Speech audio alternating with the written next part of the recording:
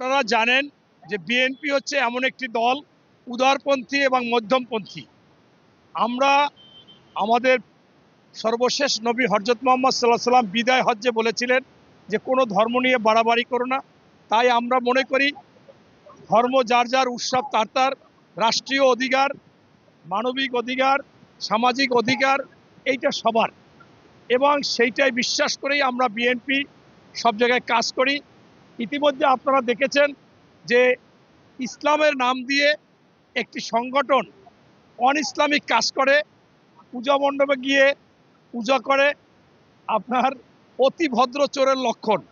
সেখানে দেখা গেছে যে তারা গীতা পাঠ করে, আবার আমাদের হযরত মুহাম্মদ সাল্লাল্লাহু আলাইহি ওয়াসাল্লামের সাথে কৃষ্ণ বিষ্ণু মিলিয়ে ফেলে, রোজা পূজা এপিট ওপিট, মানে এমনও কাজ নাই। আবার মুসলমানদেরকে বলে যে আপনারা জান্নাতে চলে যাবেন, এটা আল্লাহর সাথে সরাসরি শিরক করা, এরা নিজেরাই জাহান্নামী হয়ে যাচ্ছে। আবার মনে করেন বলে ইসলামের কাজে বাধা দিলে সে কাফের হয়ে যাবে, অথচ তারাই তাদের প্যাডে লিখিতভাবে উত্তরায় একজন খতিব ইমাম আপনার নাজমুল হাসান কাশিমি তাকে লিখিত দিছে যে তোমরা বলতে পারবো না যে এই পূজা রোজা এপিটপিট হযরত মুহাম্মদ সাল্লাল্লাহু আলাইহি ওয়াসাল্লাম আর এইটা বলতে পারবে না। অর্থাৎ এই ইসলামিক কাজে তারা বাধা দিয়েই তারা কাফের হয়ে যায়। আবার বলে যে ধানের শীষে ভোট দিলে জাহান্নামী হবে। তাহলে তো গত টার্মে 25 জন তারা ধানের শীষ থেকে নির্বাচন করেছিল, তাদের কথায় তারাই কাফের হয়ে গেছে, অর্থাৎ আমির টামির সহ। আবার এর আগে কিন্তু আমাদের সাথে যখন জোট করেছিল 30টা আসনের পর 270 জায়গায় আমাদের ধানের শীষে কাজ করেছে, সেখানেও কিন্তু তারা এক হিসেবে কাফের হয়ে যায়।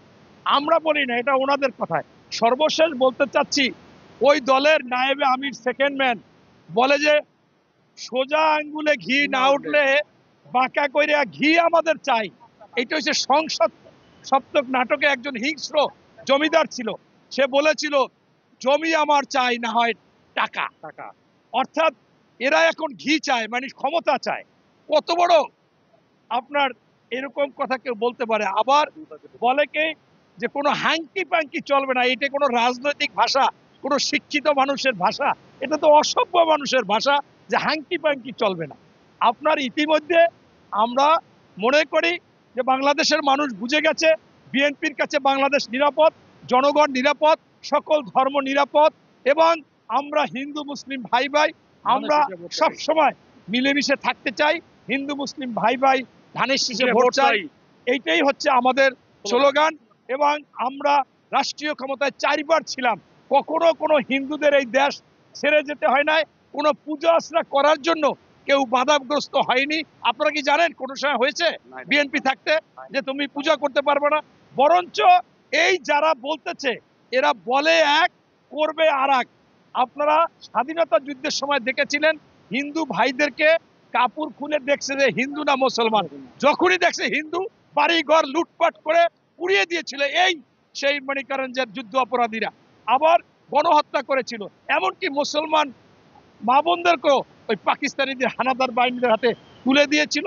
এই যে কাজগুলো, এগুলো কোনোভাবে মেনে নেওয়া যায় না। তাই আপনাদেরকে বলতে চাচ্ছি, ইনশাআল্লাহ আমাদের বিএনপির ভারপ্রাপ্ত চেয়ারম্যান মহোদয় তারেক রহমান, তিনি এই 17 বছর কাউকে কোনো কষ্ট দিয়ে কথা বলেনি, এবং তিনি যা কিছু করেছে সঠিক পথে আছে। আমরা মনে করি তার হাতে এই বাংলাদেশ নিরাপদ, জনগণের কথাই তিনি রাষ্ট্র ক্ষমতা পরিচালিত করবে। আজকের মিটিংয়েও তিনি কিন্তু সেই বক্তব্য দিচ্ছে যে আমাদের বিএনপির কোনো নেতার কথায় না, দলের কথায় না, দেশ চলবে জনগণের কথায়, জনগণের চাওয়া পাওয়া নিয়ে এবং সকল ধর্ম বর্ণ মানুষকে নিয়ে। এটাই হচ্ছে শেষ কথা। ইনশাআল্লাহ এই কথাই আমরা আছি, থাকবো, এবং বিএনপি ওয়াদা দিয়ে ওয়াদা রাখে, কখনো কথার বর খেলাপ করেনি কখনো, এবং ভবিষ্যতেও করবে না। ইনশাআল্লাহ।